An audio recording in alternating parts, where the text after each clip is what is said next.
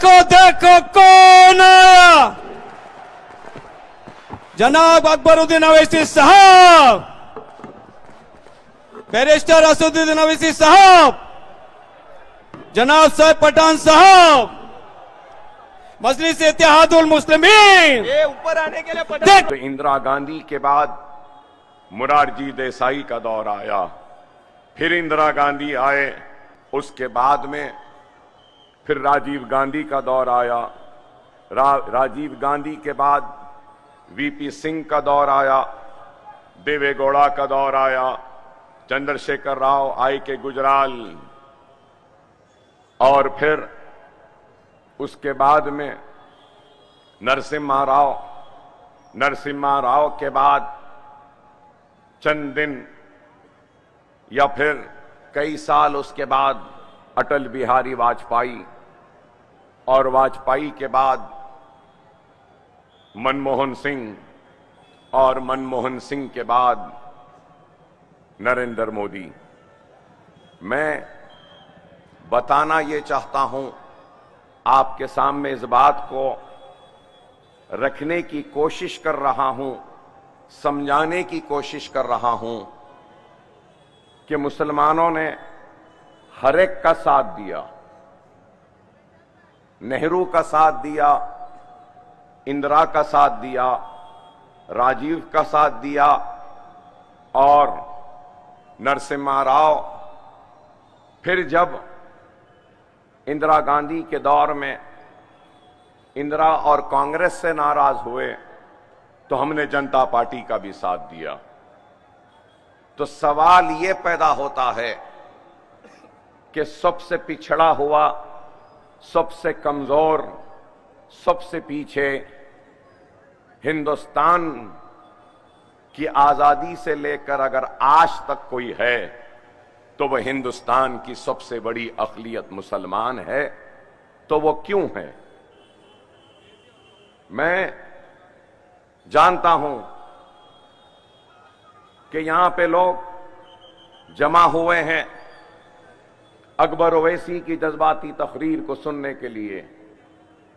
मैं जज्बाती बात नहीं बल्कि होशमंदी की बात करने आया हूं, और होशमंद लोगों के जहनों और दिमागों से सवाल करने आया हूं। इंदिरा गांधी के दौर में, कांग्रेस के दौर में हमको तरक्की नहीं मिली, खुशहाली नहीं मिली, हमको कामयाबी नहीं मिली, हमको हमारा हक नहीं मिला।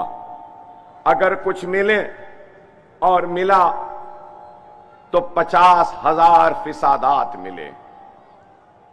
कभी मलियाबाद का फिसाद, तो कभी हाशमपुरे का फिसाद, कभी लखनऊ का फिसाद, तो कभी भिवंडी का फिसाद, कभी मुंबई का फिसाद, तो कभी हैदराबाद का फिसाद। बहरहाल 50,000 फिसादात के जरिए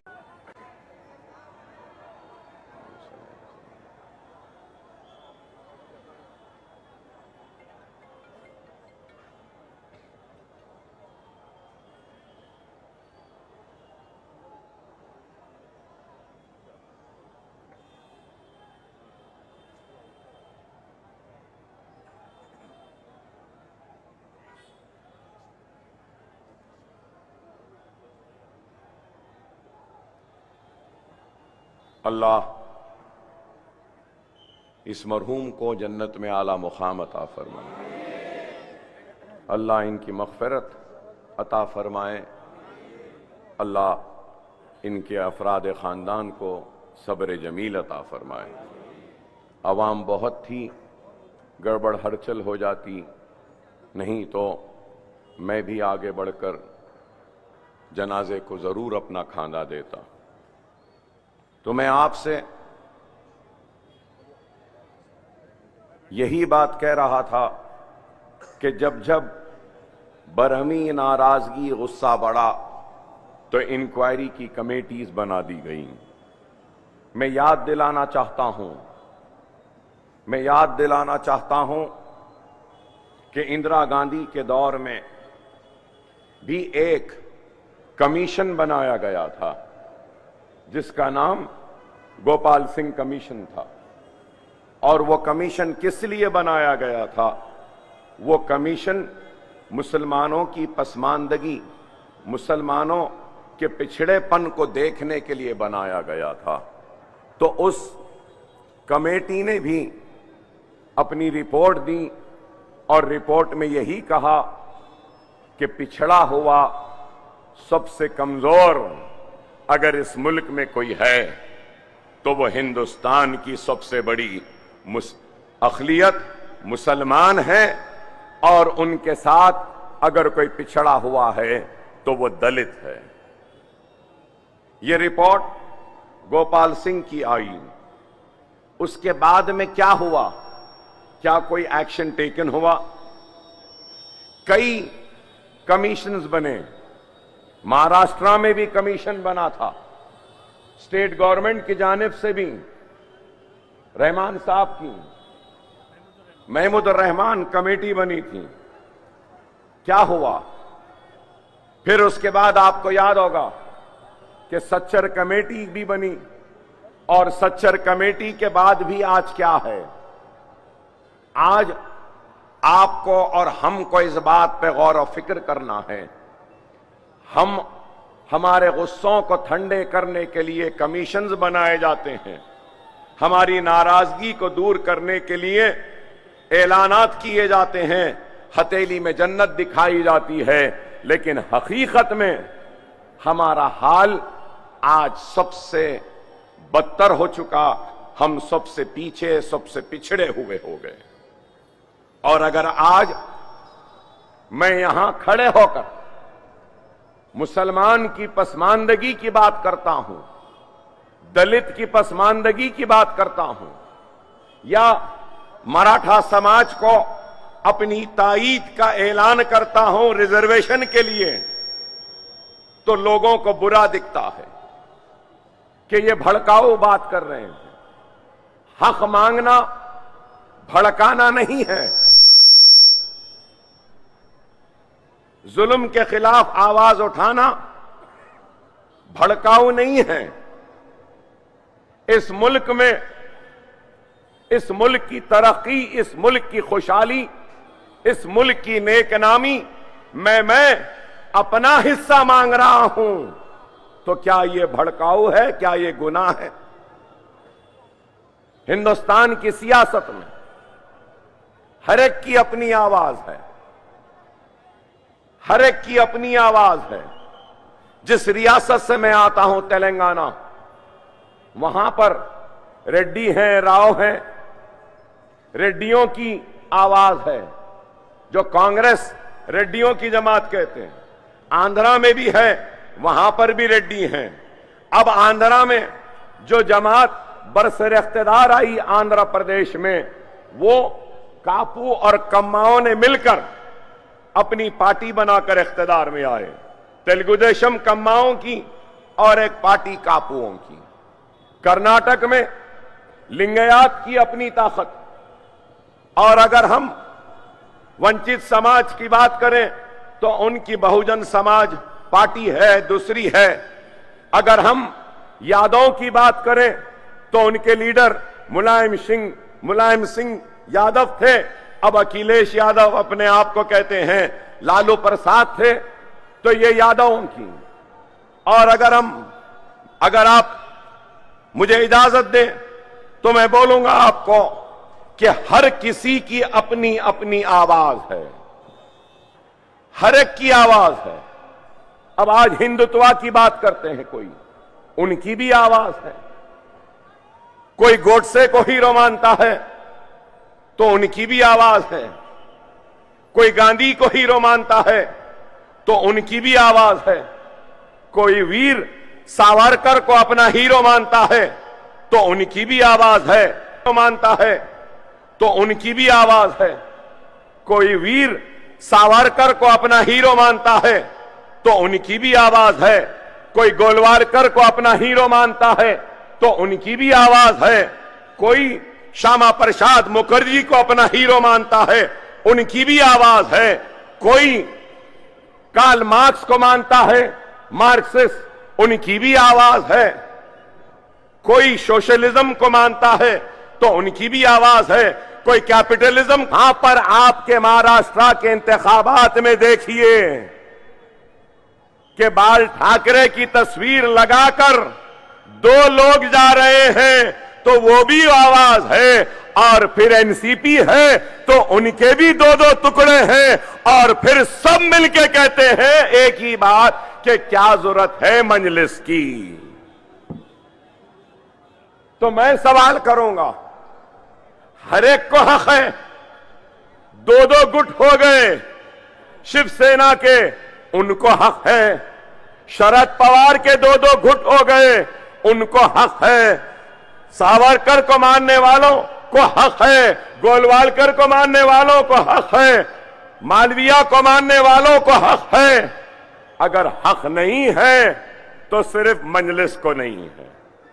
किसी की आइडियोलॉजी सोशलिस्ट, किसी की आइडियोलॉजी बहुजन समाज, किसी की आइडियोलॉजी सोच फिक्र अगर होती है तो वीर सावरकर की, किसी की आइडियोलॉजी गोलवालकर की, किसी की आइडियोलॉजी श्यामा प्रसाद मुखर्जी की, किसी की आइडियोलॉजी बाबा साहब अंबेडकर की।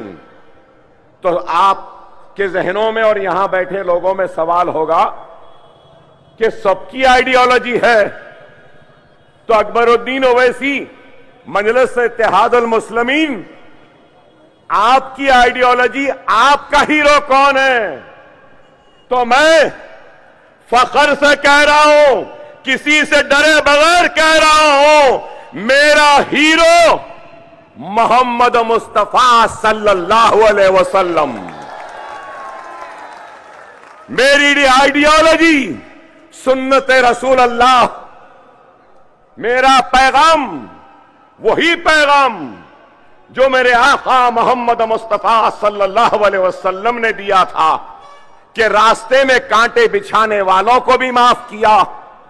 तो मेरे आका ने कहा कि तुम्हारे घर के बाजू पड़ोसी जो रहता है, अगर वो गैर मुस्लिम है या कोई भी हो, अगर वो भूखा है तो पहले उसको खाना खिलाओ, बाद में तुम खाना खिलाओ। मेरी आइडियोलॉजी क्या? हर एक का एहतराम करो, हर एक का ख्याल करो, हर एक को मोहब्बत से अपने करीब लाओ। मेरे आका मोहम्मद मुस्तफा सल्लल्लाहु अलैहि वसल्लम ने इस्लाम का पैगाम तलवार की नोक से नहीं, बल्कि अपने अखलाक, अपनी सुन्नत और अपने नरम दिली से दुनिया को जीता और इस्लाम को कबूल करने के लिए लोगों को राजी किया। फाते मक्का हुए, फाते मक्का हुए तो सर झुका था, आंखें नीची थीं। लोगों ने पूछा, या रसूल अल्लाह, हम फाते हैं, फिर आपकी गर्दन झुकी क्यों, नजर नीचे क्यों? तो मेरे हीरो, मेरे आका मोहम्मद मुस्तफा सल्लल्लाहु अलैहि वसल्लम इरशाद फरमाते हैं कि मैं उन लोगों को शर्मिंदा नहीं करना चाहता जिन्होंने मेरे रास्ते में कांटे बिछाए थे, इसलिए मैं अपनी गर्दन को झुकाया हुआ हूं और नजरों को नीचे किया हूं। नमाज ईद को चले गए मेरे आका, मेरे हीरो मोहम्मद मुस्तफा सल्लल्लाहु अलैहि वसल्लम ईदगाह के पास देखते हैं कि एक बच्चा रो रहा है, तो मेरे हीरो, मेरे आका फौरन रुक जाते हैं, पूछते हैं, बताए मासूम, तू ईदगाह को क्यों नहीं आ रहा है? तो वो मासूम कहता है कि मैं यतीम हूं, ऐ मोहम्मद रसूलुल्लाह, मेरा कोई नहीं मुझे नहलाने धुलाने तैयार करने वाला, इसलिए ऐसा बैठा हूं। तो ईदगाह से घर जाते हैं और हजरत बीबी फातिमा से कहते हैं कि फातिमा, हसन हुसैन के कपड़े हैं तो पहना दो। हजरत फातिमा रज़ियल्लाहु ताला अन्हा नहलाते हैं, धुलाते हैं, खुशबू लगाते हैं और नए कपड़े पहनाते हैं। तो अपनी आदत की तरह रसूलुल्लाह की आदत थी, जब भी ईदगाह को जाते तो एक तरफ इमाम हसन तो दूसरी तरफ इमाम हुसैन, तो रसूलुल्लाह ने इमाम हसन को ले लिया, इधर हुसैन को ले लिया और यतीम को अपने खाने में डालकर नमाज के लिए ईदगाह के लिए रवाना हुए। ये मेरे हीरो हैं, मेरी ये आइडियोलॉजी है। हर एक को आजादी है। कोई राम भक्त है तो मैं मोहम्मद रसूलुल्लाह का चाहने वाला गुलाम हूं, मैं रसूलुल्लाह का आशिक हूं और मैं आया हूं उसी रसूलुल्लाह के आशिकों के दरमियान में और रसूल के इश्क का वास्ता देते हुए यही फरियाद और अपील कर रहा हूं कि यह वक्त बटने का नहीं है, यह वक्त एक होने का है, मुनज़्ज़म होने का है, मुत्तहिद होने का है। एक मरकज पर आ जाओ, एक मरकज सियासी पर जमा हो जाओ। खुदा की कसम, हमसे मुकाबला तो छोड़ो, कोई हम पे उंगली भी नहीं उठाएगा, बशर्तिए कि हम मुनज़्ज़म हो जाए, मुत्तहिद हो जाए और अपने हीरो, अपने आका मोहम्मद मुस्तफा सल्लल्लाहु अलैहि वसल्लम के बताए हुए रास्ते पर चले, हो जाए, मुत्तहिद हो जाए और अपने हीरो, अपने आका मोहम्मद मुस्तफा सल्लल्लाहु अलैहि वसल्लम के बताए हुए रास्ते पर चले।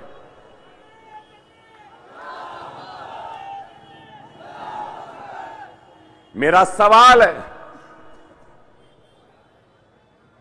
जब सबकी आवाज है तो मेरी आवाज क्यों नहीं?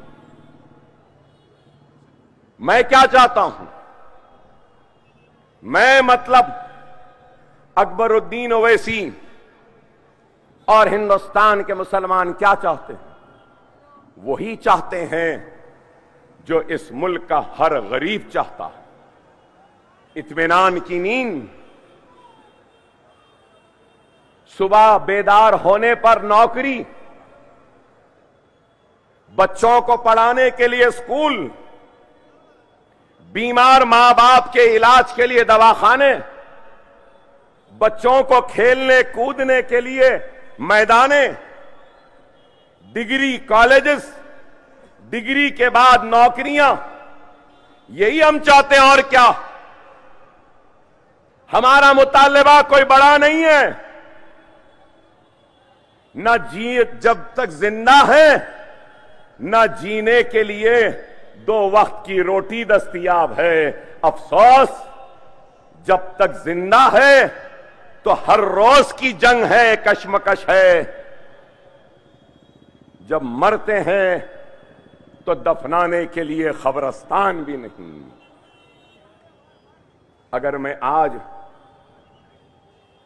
इन छोटी छोटी चीजों की जरूरत के लिए और जमहूरियत में हिस्सेदारी मांगता हूं और जमहूरियत में इंतखाबात के जरिए अपने हक को हासिल करना चाहता हूं, तो लोग हमको बुरा कहते हैं, हमको भड़काऊ कहते हैं। अरे मैं पूछना चाहता हूं, मैं जानना चाहता हूं, और मेरा सवाल का अगर जवाब है तो दो। मेरा सवाल यही है, क्या मेरा इंतखाब लड़ना जमहूरियत को मजबूत करना है या नहीं?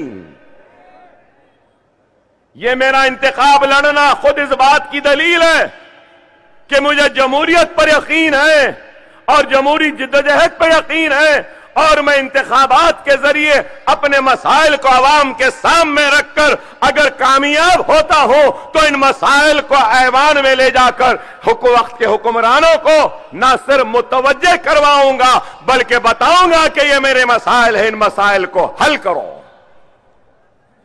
क्या ये गलत है? क्या ये भड़काऊ है? क्या ये नफरत है? अरे मैं आज कहता हूं, हिंदुस्तान पर हर किसी का हक है। हिंदुस्तान पर हिंदू का हक है, हिंदुस्तान पे मुसलमान का हक है, हिंदुस्तान पर सिख का हक है, हिंदुस्तान पे ईसाई का हक है, हिंदुस्तान पे पारसी का हक है, हिंदुस्तान पे दलित का हक है, हिंदुस्तान पे ओबीसी समाज का हक है, तो हिंदुस्तान पर अल्लाह, गॉड और भगवान को नहीं मानने वाले का भी हक है। और मैं इस मुल्क का किराएदार नहीं,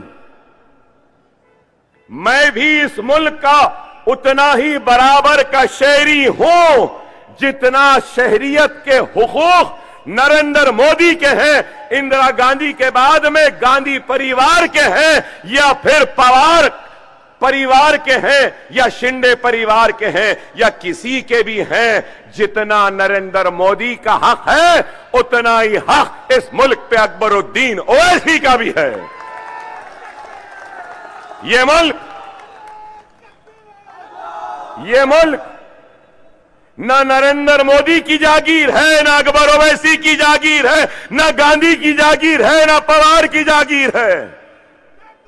ये मुल्क सबका बराबर का है। इस मुल्क के दस्तूर ने हक दिया है कि कोई राम को अपना हीरो माने, तो इस मुल्क के दस्तूर ने दूसरों को मोहम्मद मुस्तफा सल्लल्लाहु अलैहि वसल्लम को अपना हीरो भी मानने का हक व इख्तियार दिया है। तो इस मुल्क के दस्तूर ने सिखों को गुरु नानक को अपना हीरो मानने का हक व इख्तियार दिया है। ये मुल्क अगर कोई समझ रहा है कि सिर्फ उनका है तो गलत है। मैंने पहले भी कहा था, फिर कहता हूं, ये मुल्क मेरा था, मेरा है, मेरा रहेगा। ये मुल्क पर माथे पे तिलक लगाने वाले का भी उतना ही हक है जितना सर पे टोपी पहनने वाले और चेहरे पे दाढ़ी पालने वाले का है। डरने या घबराने की जरूरत नहीं है। जो डरेंगे, खाइफ हो जाएंगे, तो याद रखो दुनिया उसी को डराती है जो डरता है, लेकिन दुनिया उसी से डरती है जो पलटकर डराने में निकल जाता है। हम डरने वालों के खौफ नहीं है। हमको भी बताना है कि हम इस मुल्क के बराबर के शहरी हैं। हमको हमारा हक मिलना चाहिए और हमारी हक की लड़ाई हम जमहूरी अंदाज में लड़ेंगे। आज लोग कहते हैं या जहनों में सवाल होगा कि मजलिस आई तो क्या करेगी। मजलिस आई तो मैं बताऊंगा क्या कर सकते हैं। अगर आपके पास ताकत है, नेक दिल लोग हैं, बेबाक क़यादत है, जानिसार लीडर हैं और अल्लाह से डरने वाली क़यादत है और इत्तेहाद है, तो हम बहुत कुछ हासिल कर सकते हैं। तेलंगाना कब बना? तेलंगाना बनकर 10 साल हुए। पहले आंध्र प्रदेश था। तो जब आंध्र प्रदेश था, मैं पहली मर्तबा एमएलए बना, पहली मर्तबा, तो उस वक्त आंध्र प्रदेश तेलंगाना नहीं बना था। तो उस वक्त माइनॉरिटीज का बजट नहीं था।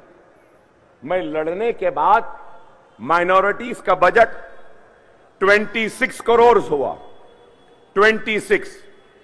मेरे खुशी का ठिकाना नहीं था।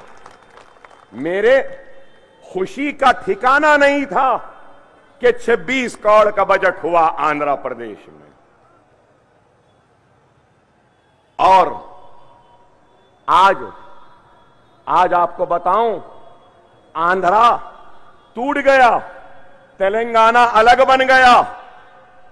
हमारी सियासी जिद्दोजहद लड़ाई का नतीजा देखो कि तेलंगाना से आंध्रा निकल गया, लेकिन आंध्रा में माइनॉरिटीज का बजट 4,000 करोड़। तेलंगाना में माइनॉरिटीज का बजट 3,000 करोड़। अगर दोनों को ले लेंगे तो 7,000 करोड़ का माइनॉरिटीज का बजट है तेलंगाना और आंध्रा में। तेलंगाना और आंध्रा में। तेलंगाना जिस रियासत से मैं आया हूं, यहां पे माइनॉरिटीज और मुसलमान कितने हैं मालूम आपको? 50 लाख। कितने? 50 लाख। क्या आपको मालूम महाराष्ट्र में कितने मुसलमान हैं? 1,44,00,000। कितने? 1,44,00,000। 1,44,00,000 का बजट जब मैं 10 साल पहले आया था तो उस वक्त 100 चिल्लर था। 10 साल बाद आया तो अल्हम्दुलिल्लाह 100 बढ़ते गया। अब 900 चिल्लर कुछ बजट है आपका। ये बजट एलोकेशन है। बजट एलोकेशन है, बजट स्पेंड नहीं है। एलोकेट तो किया गया 928, लेकिन खर्चा और रिलीज सिर्फ 300 करोड़ हुआ है। अरे आप अंदाजा लगाओ, हम क्या करें पूछते ना। हमारे पास 3,000 करोड़ का बजट है तेलंगाना में, और तेलंगाना असेंबली में मजलिस के 7 एमएलए है। महाराष्ट्र असेंबली में मजलिस के 2 और पूरे दूसरे मुसलमान कुछ 1100। तो मैं बताना यह चाह रहा हूं आपको, 7 ये काम कर सक रहे हैं, तो क्या ये काम महाराष्ट्र में नहीं होगा? जरंगे पाटिल मराठा लीडर, मैं उनका पूरा सपोर्ट करूंगा जब मराठों के रिजर्वेशन के लिए वो आगे बढ़ रहे हैं। जब भी जरूरत है या आप आवाज दो, अकबरुद्दीन ओवैसी मराठा रिजर्वेशन के लिए उनके खांधे से खाना मिलाएगा, उनका ताउन करेगा। मगर एक बात बोलूंगा, हमारे तेलंगाना में 4% तहफुजात है मुसलमानों को। यहां क्यों नहीं? यहां क्यों नहीं है? हमें 4% तहफुजात है मुसलमानों को। यहां क्यों नहीं? यहां क्यों नहीं है? अरे इस वजह से कि हमारा इत्तेहाद मजबूत नहीं। हर कोई बोलते हैं, इल्जाम लगाते हैं, मंजलिस वाले राजशेखर रेड्डी चीफ मिनिस्टर थे तो उनके करीब थे, चंद्रशेखर राव आ गए उनके करीब हो गए, अब कांग्रेस के रेवंत रेड्डी आ गए तो मंजलिस अकबर साहब, असद साहब दोनों करीब, जो चीफ मिनिस्टर उसके पास रहते हैं।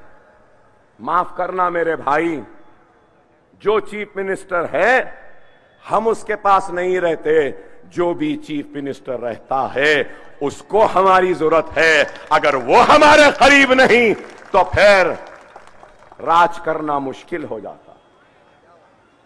हमारी जरूरत है, वो नहीं, उनकी जरूरत हम हैं। ये ताकत है, ये इत्तेहाद की ताकत है। और मैं आगे बढ़ूं, मैंने अभी अपनी बहन को बोलते हुए सुना, सैफ पठान को भी बोलते हुए सुना कि स्कूल्स नहीं, कॉलेजेस नहीं। आपको बताना चाहता हूं कि हमारे पास रेजिडेंशियल स्कूल्स और कॉलेजेस करीब 300 हैं। 300। तो आप बोलेंगे कौन से हैं? Minority residential schools and colleges 300 हैं। मेरी बहन से बोलूंगा मैं, अगर कोई नीट में रैंक ला ले, महाराष्ट्र के वो आपका कॉमन एंट्रेंस टेस्ट इंजीनियरिंग में अगर रैंक ला ले फार्मेसी में ला ले, आर्किटेक्चर में ला ले, लॉ में ला ले, एमबीए में ला ले, एमसीए में ला ले, नर्सिंग में ला ले, आर्किटेक्चर में ला ले, किसी में भी ला ले, सिर्फ रैंक ला ले और उसकी सारी की सारी फीस हमारी रियासती हुकूमत देती है, लोन की शक्ल में नहीं, डायरेक्ट रिइंबर्स करती है फीस को। कितने बच्चे 10 साल तेलंगाना बना, कितने बच्चे फीस रिइंबर्समेंट की स्कीम में आए मालूम आपको? 28 लाख बच्चे, 28 लाख। शादी मुबारक की स्कीम है, गरीब की बच्ची की शादी 1,01,000 रुपया हुकूमत देती है गरीब मुसलमान बच्ची की शादी पर। क्या आपके पास है?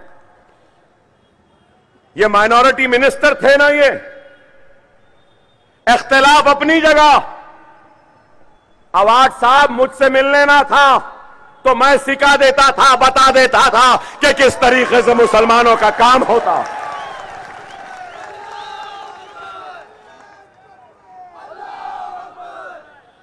हमारे पास पोस्ट मैट्रिक स्कॉलरशिप के लिए बहन हमारे पास 420 करोड़ एलोकेटेड हैं, आपके पास 120 करोड़। वक्फ बोर्ड के लिए आपके पास 10 करोड़ हैं, हमारे पास 120 करोड़ हैं। आप बताओ, रेजिडेंशियल स्कूल्स और कॉलेजेस जो है ना, सालाना 1,000 करोड़ रुपया वहां पे खर्च होता है। रहना फ्री, खाना फ्री, पॉकेट मनी देते हैं, किताबें देते हैं, बच्चों को तैयार करते हैं और रेजिडेंशियल स्कूल से 11 बच्चे नीट को क्रैक कर कर अब रेजिडेंशियल स्कूल के बच्चे एमबीबीएस की तालीम हासिल कर रहे हैं। यह काम है। आपके पास उर्दू एकेडमी है, अभी वेबसाइट खोली है, नाम तो उर्दू एकेडमी है लेकिन वेबसाइट उर्दू में नहीं है, मराठी में है। तो माइनॉरिटी मिनिस्टर फिर यही थे।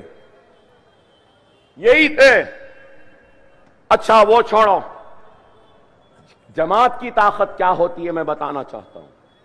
हमारे असेंबली में तेलंगाना के साबिक चीफ मिनिस्टर चंद्रशेखर राव ने उठकर कहा, जबरदस्त तकरीर करे, उठकर, मैं असेंबली में था, बोले कि अचलीकाज मतलब मनादिर के पुजारियां, अचलीकाज परेशान है, अचलीकाज को कुछ भी नहीं है, अचलीकाज पुजारियों के पास कोई भी सोच नहीं है, परेशान है, इतने मनादिर है, एंडोमेंट में 40 मिनट तकरीर करे।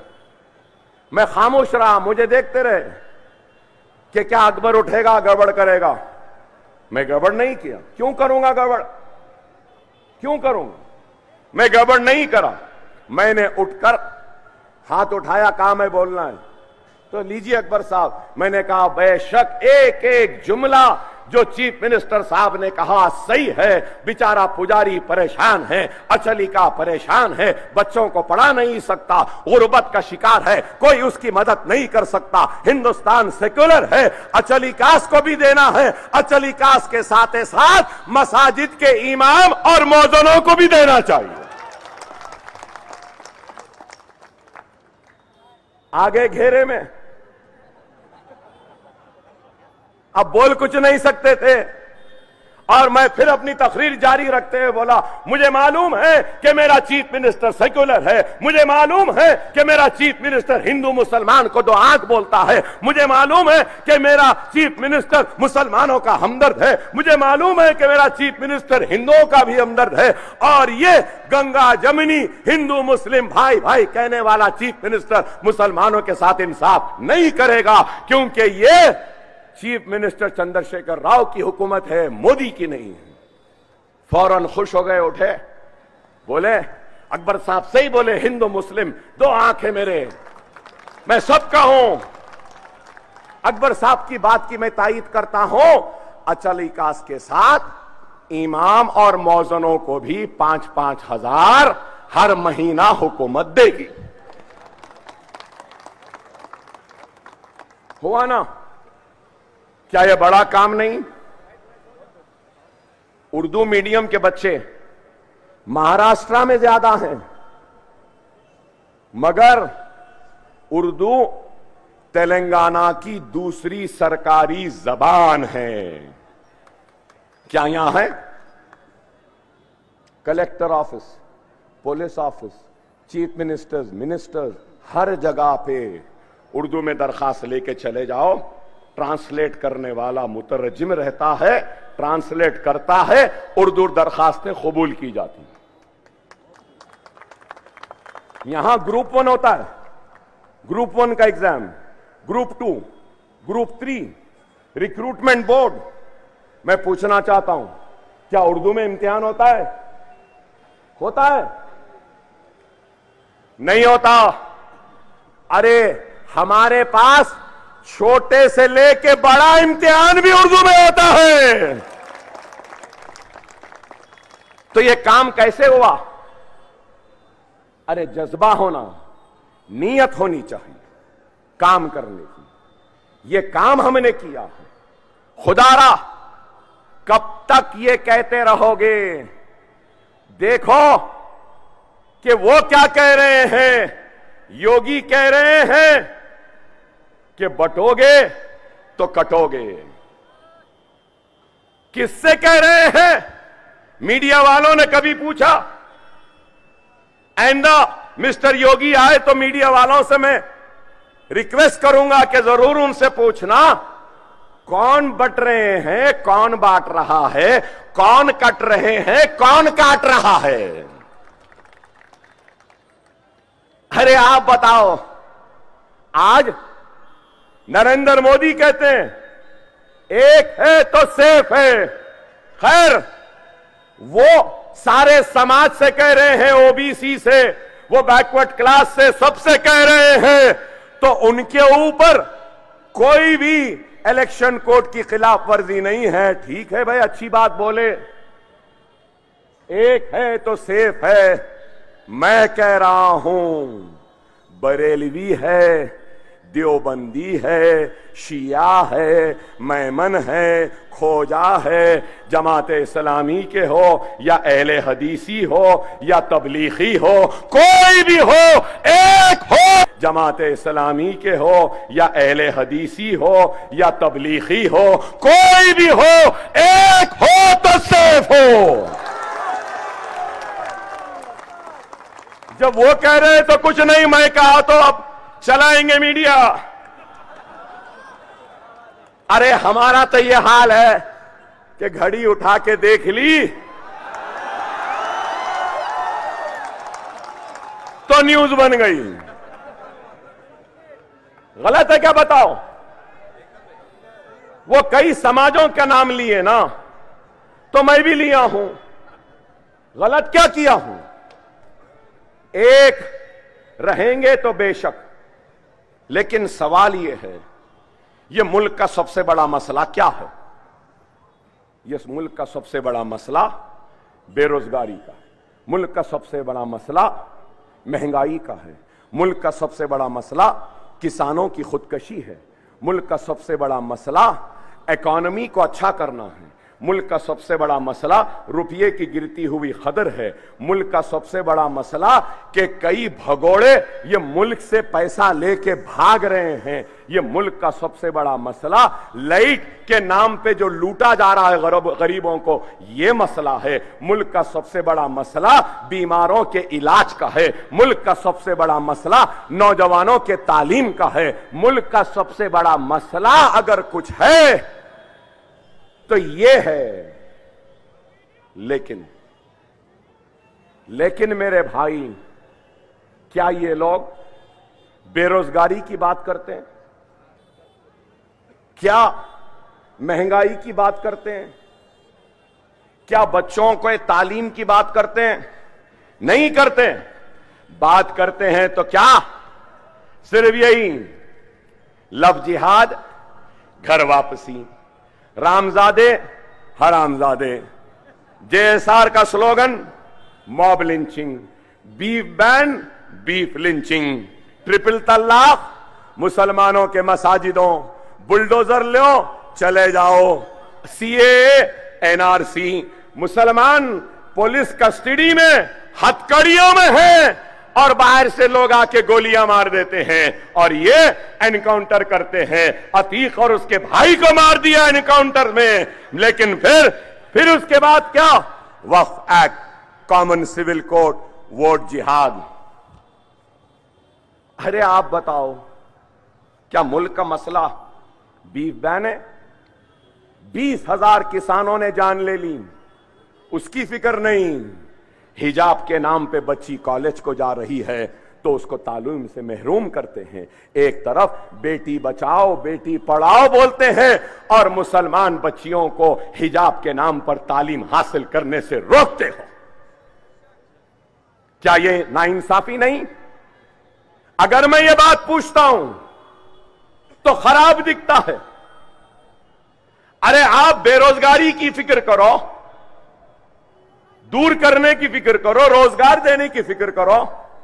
यही नरेंद्र मोदी ने कहा था मनमोहन सिंह को कि डॉलर बढ़ रहा है, आपकी उम्र से ज्यादा हो गया। अरे आज मैं बोल रहा हूं मोदी, ए मोदी, क्यों नहीं देखते?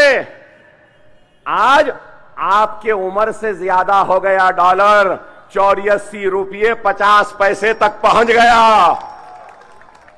मिस्टर मोदी डीजल महंगा हो गया, मिस्टर मोदी पेट्रोल महंगा हो गया, मिस्टर मोदी गैस महंगी हो गई, मिस्टर मोदी दाल महंगी हो गई, मिस्टर मोदी तेल महंगा हो गया, मिस्टर मोदी बैगन महंगी हो गई, मिस्टर मोदी प्याज महंगे हो गया है। और तुम्हारे को फिक्र है तो क्या?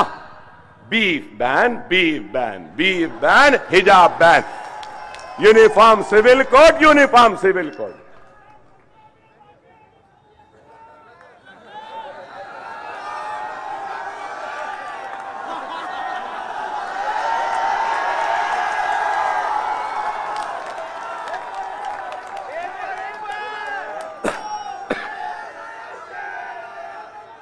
देखिए, मैं एक मिनट, एक बात समझो, मैं बार बार कहता हूं, आज भी कहूंगा, जिसका काम वो जाने। अगर एक डॉक्टर है तो बीमार के बीमारी को दूर करने का इल्म उसके पास है। इंजीनियर है तो इमारत को खड़े करने का तालीम उसके पास है। वकील है तो कसूरवार को, बेकसूर को कानूनी लड़ाई के जरिए इंसाफ दिलाना उसकी इल्म है, उसकी तालीम है। सियासतदान सियासत जानता है, आलिम दीन दीन का काम करता है, सहाफी सहाफत का काम। तो हर एक का अपना अपना काम है। अगर मैं बोलूंगा नहीं डॉक्टर का काम मैं करूंगा, मेरा काम डॉक्टर कर ले, तो वो मरीज भी मर जाता, कौम भी मर जाती। सही है या गलत? तो मैं आपसे कह रहा हूं, इस वक्त बीजेपी से मराठा समाज नाराज, राजस्थान में राजपूत नाराज, हरियाणा में जाट नाराज, गुजरात में क्षत्रिय नाराज, हिंदुस्तान का सारा दलित बीजेपी से नाराज। तो अकबरुद्दीन ओवैसी कोई ऐसी हिमाकत नहीं करेगा जिसके जरिए नाराज लोगों को फिर से उनके करीब करूं। ऐसी सियासत मैं नहीं करूंगा। वक्त आएगा तो करेंगे। जब समझो मेरी बात को, इशारे को समझो। अगर मैं अपनी कौम को मुत्तहिद नहीं कर सकता, लेकिन यह जरूर है कि मेरे नाम, मेरे चेहरे और मेरे यूं देखने से गैर मुत्तहिद हो सकता है, लेकिन मैं आज उनको मुत्तहिद करने नहीं, तुमको मुत्तहिद करने आया हूं।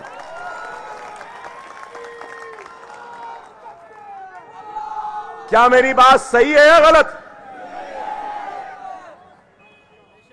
मैं अपने कौम के हाथों का खिलौना बनने तैयार हूं, मगर मैं मेरी कौम के दुश्मनों का हथियार नहीं बनूंगा, नहीं बनूंगा। खुदारा समझो मेरे इशारे को।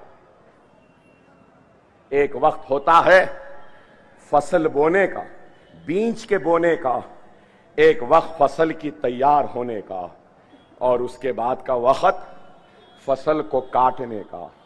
याद रखो 10 साल पहले हम जो बीज बो के गए थे ना, वो बीज आज फसल बन के तैयार है।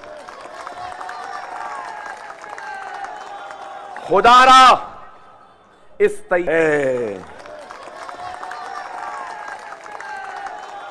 खुदारा इस तैयार फसल को काटो, अपने कौम के मुकद्दर को बदलने निकलो। जरूर होगा, क्यों नहीं होगा। अरे अगर आज हम यही सोचेंगे, अरे नहीं ऐसा नहीं, हम तकसीम होंगे तो वो जीत जाएगा, वो जीत जाएगा। हां सही है, तकसीम होंगे तो ये वो जीत जाएगा, एक हो जाएंगे तो सैफ पठान जीत जाएगा।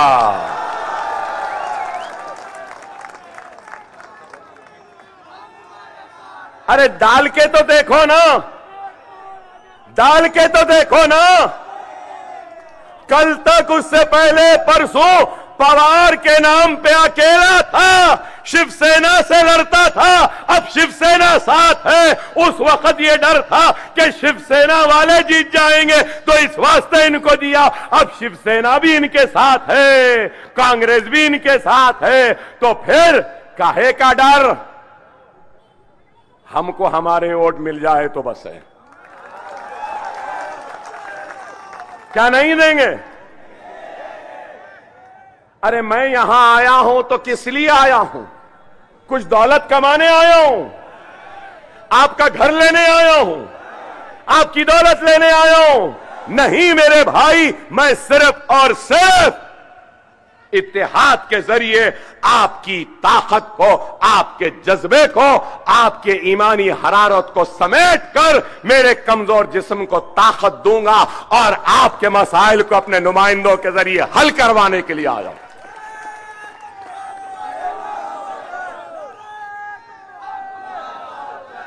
मेरे मुमरा के भाइयों, मैं बीमार आदमी हूं, मेरे पेट में अंतड़ियां बहुत कम है, मेरे गुर्दे खराब, मेरा स्प्लीन, मेरे ब्लैडर, एक गोली लेकर अभी भी घूमता हूं। यहां है, खाना नहीं खा सकता, पानी पर, जूस पर जिंदा रहता हूं, दिन में एक दिन खाता हूं।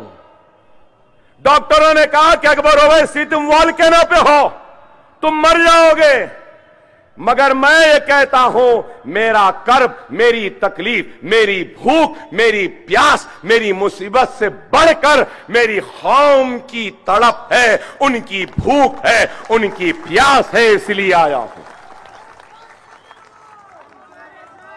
खुदारा अपने एक एक वोट के जरिए इस वोट का इस्तेमाल करो। मैं मदारी हूं क्या? मैं मस्खरा हूं क्या? मैं तमाशाई नहीं हूं मेरे भाई, मैं अपनी कौम का दर्द लेकर आया हूं, उनकी तकलीफ को लेकर आया हूं, उस कौम की पिछड़ेपन को लेकर आया हूं, नाइंसाफी को लेकर आया हूं। अगर तुमसे नहीं मांगा तो किससे मांगू? मैं पूछना चाहता हूं, तुमसे नहीं तो किससे मांगू? खुदारा समझो, समझो, हर एक की अपनी आइडियोलॉजी है ना। शिवसेना वीर सावरकर को मानती है, बीजेपी हिंदुत्व और श्यामा प्रसाद मुखर्जी और गोलवालकर को मानती है, कांग्रेस गांधी, हर एक की आइडियोलॉजी है। लेकिन क्या यह इलेक्शन आइडियोलॉजी पे हो रहा है? तो मेरा सवाल है, क्या उद्धव ठाकरे, गोलवालकर, सावरकर, श्यामा प्रसाद मुखर्जी का सबक गांधियों को पढ़ाने में कामयाब हो गए, या गांधियां अपना सेक्युलरिज्म का सबक इनको पढ़ाने में कामयाब हो गए? क्या यह गलत है? उद्धव ठाकरे ने असेंबली में कहा बाबरी मस्जिद को शहीद करने में हम भी थे। क्या यह गलत है कि बाल ठाकरे ने कहा हाथ नहीं मेरा पैर था? क्या यह गलत है? 1992 और 93 के फिसादात में इज्जतों को इस्मतों को लूटने वाले कोई और नहीं शिव सैनिक थे? क्या है या नहीं? क्या बोलने की भी हिम्मत नहीं रही आप में? क्या ये लोग नहीं थे? क्या श्री कृष्णा कमेटी ने नहीं कहा कि इज्जतों को लूटने वाले ये लोग थे, इस्मतों को लूटने वाले ये लोग थे, बस्तियों को जलाने वाले ये लोग थे? तो सवाल ये कि इज्जतों को लूटने वाले ये लोग थे, इस्मतों को लूटने वाले ये लोग थे, बस्तियों को जलाने वाले ये लोग थे। तो सवाल ये पैदा होता है कि मराठा और महाराष्ट्र का मुसलमान रहजनों को अपना रहबर कैसे समझने लगा, लुटेरों को डाकुओं को अपना हमदर्द कैसे समझने लगा, हमारी इज्जतों को लूटने वाले जालिमों को मोहसिन समझने लगा। उस वक्त का जालिम, उस वक्त का रहजन, उस वक्त का जानी, उस वक्त का जालिम आज का मोहसिन, आज का हमदर्द नहीं हो सकता। समझो इस बात को, समझो इस बात को। वो मुसलमान जिसके सीने में दूसरे मुसलमान के दुख तकलीफ का एहसास नहीं, वो मेरी उम्मत में से नहीं, रसूलुल्लाह ने कहा। वो लुटी हुई इस्मत और आबरू वाली मेरी बहन चीख कर कह रही है, ऐ मुमरा वालों, मुझ पे जुल्म व सितम करने वालों को तुम साथ नहीं देना। क्या दोगे? बिलखिस बानू को रेप करने वालों को रिहा करने वाले कौन? समझो, खुदारा समझो, अपनी आवाज, अपनी ताकत, अपना इत्तेहाद, अपनी जमात, अपना नुमाइंदा, तभी अपने मसाइल हल हो सकते। खुदारा समझो, खुदारा समझो। और अभी 2-3 मिनट हैं, अगर आपकी मंजूरी है, अगर आपकी मंजूरी है तो मैं एक बात कहना चाहता हूं आपसे। मैं अकबरुद्दीन ओवैसी, मजलिस इत्तेहादुल मुस्लिमीन का रुकने असेंबली, इस मजमे में, इस जलसे में खड़े होकर इस आवाम की मंजूरी चाहता हूं और रियासत महाराष्ट्र वो हिंदुस्तान के वजीर आजम और हिंदुस्तान के सारे जिम्मेदारों से ये मुतालबा करता हूं, ये मांग रखता हूं और ये कहता हूं कि मोहम्मद रसूलुल्लाह सल्लल्लाहु अलैहि वसल्लम की शान में गुस्ताखी करने वाले उस गुस्ताख को पुलिस फौरन गिरफ्तार करे, जेल में डाले और उसको कानून के मुताबिक सजा दे। क्या ये मेरा मुतालबा आपको कबूल है? कबूल है? कबूल है? तो जोरदार नारा लगाओ, नारे तकबीर, नारे तकबीर, नारे तकबीर। Hindustan, Hindustan, Bharat, Bharat, India, India. आपका इत्तेहाद जिंदाबाद। कुर्बान जाऊं इस मोहब्बत पे, इस इत्तेहाद पे, सदखे जाऊं इस जज्बे ईमानी पर। खुदारा मेरे प्यारे भाइयों,